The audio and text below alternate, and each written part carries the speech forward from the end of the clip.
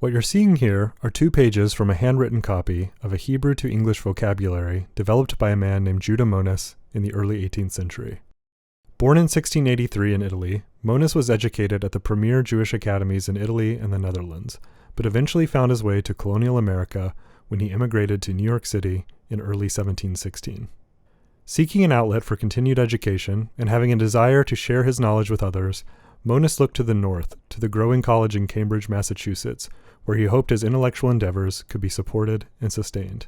At the time, Harvard's undergraduate curriculum included regular Hebrew coursework to facilitate close reading and interpretation of the Old Testament and rabbinical writings, but it lacked a proper instructor of Hebrew.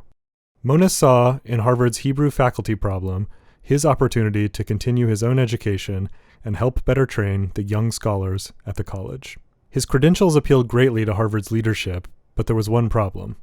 Faculty at Harvard were required to profess a faith in Christianity. To take up his teaching career at Harvard, Monis would have to convert from Judaism to Christianity. He did just that, and in 1722 became Harvard's first instructor of Hebrew. Monis had a long career at Harvard, teaching from 1722 until his retirement in 1760.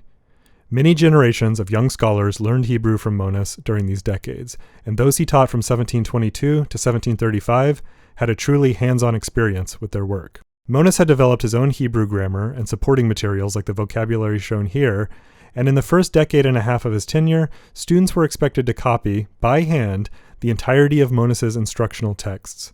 Many copies of these student-created versions of the Hebrew grammar still exist. Here's just one example.